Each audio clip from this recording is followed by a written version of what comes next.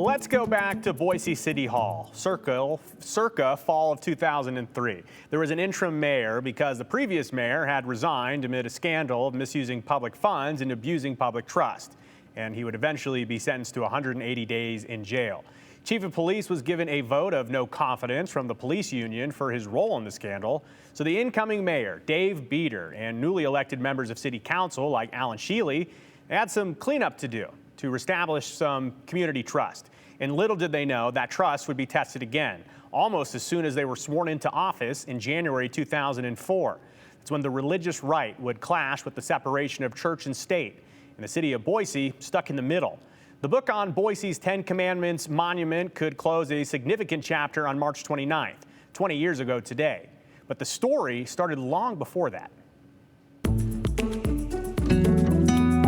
It was a Saturday in early June, 1965, when the Boise chapter of Idaho's Fraternal Order of Eagles presented the city with a monolith of the 10 Commandments. The ceremony at Julia Davis Park would be followed by a parade, a banquet, and a dance. But it would also be followed by nearly 40 years of an inconspicuous existence. Holy words hiding in plain sight. That is until late 2003, when Fred Phelps, pastor of the Kansas-based Westboro Baptist Church, continued his crusade of contempt. He and his followers would protest the existence of gay people, showing up at their funerals, condemning them to hell. We're here to warn people. We're here to preach to them and tell them this message that no one else is telling anybody. Except Phelps was hoping for something more permanent than preaching. So when he got wind of what was standing in a park in Boise, he wanted to do here what he was trying to do in places like Wyoming, Tennessee, and North Carolina. If a city had a sectarian statue on public property, he wanted to be able to put up an anti-gay monument of his own in that town to celebrate the death of Matthew Shepard, the Wyoming college student killed for being a homosexual. Under the First Amendment, he has the right to do that, and he is simply exercising his right to free speech. In December of 2003, Phelps tried, but was denied by Boise Parks and Recreation. Then, to avoid a public and possibly costly lawsuit by Phelps, in January of 2004, Boise City Council voted to move the monument out of Julia Davis Park, a motion made by council member Alan Sheely.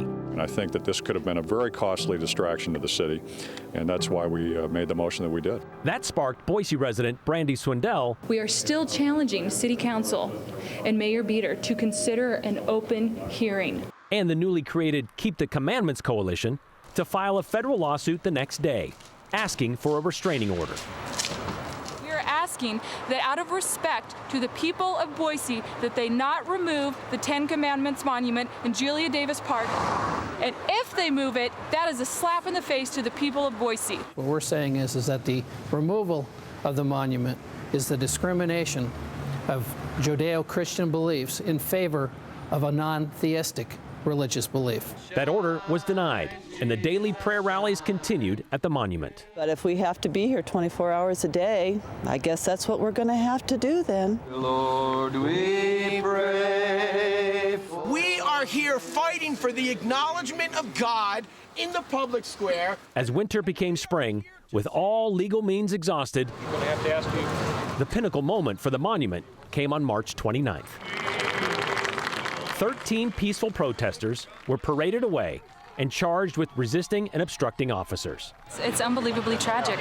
It is so tragic that this monument was removed. Within minutes, the monument would make its way up Capitol Boulevard to be replanted at its new home in front of St. Michael's Cathedral on State Street.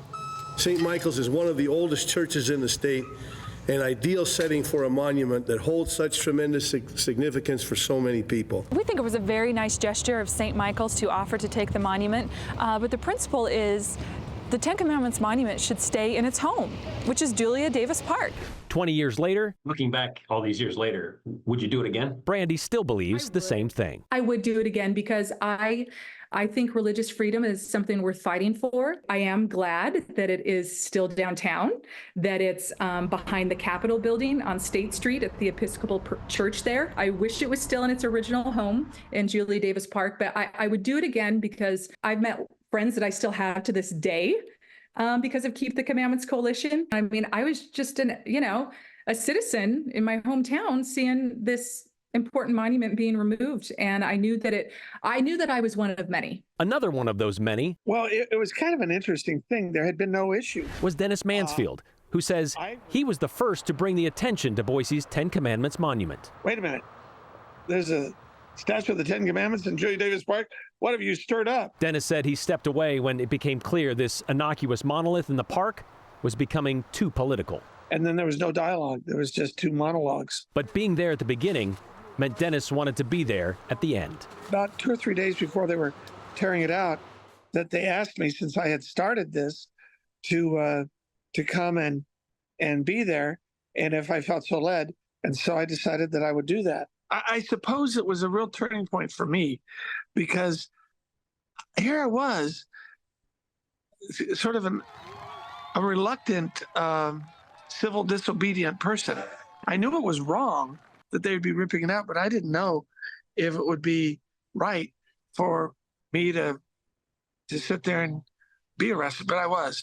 And I realized that was the right thing to do at that time. We've heard these folks today. As for former council member Alan Sheely, he still feels the city did the right thing too. This is ridiculous. I'm not going to waste a shekel of taxpayer money defending the city against this lawsuit. And so that was the primary motivation for me making the motion to move the monument. It had nothing to do with the First Amendment, the Establishment Clause, nothing like that. It was purely to avoid a lengthy and costly lawsuit. And I don't regret the decision, but I regret not having a public hearing first.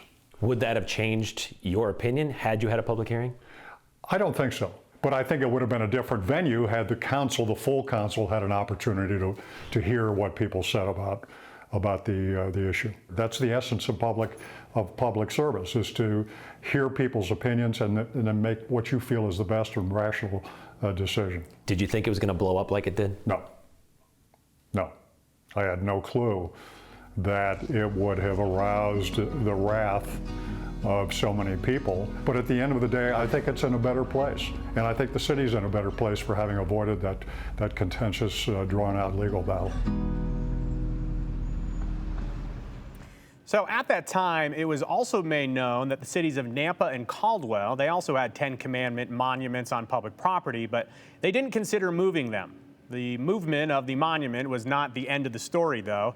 The Keep the Commandments Coalition turned in more than 18,000 signatures to get an initiative on the ballot for voters to decide if they wanted the monument, I say, back to Julia Davis Park. And the city actually denied that petition, saying it was an administrative decision, not a voter one. But the state Supreme Court ruled in the coalition's favor.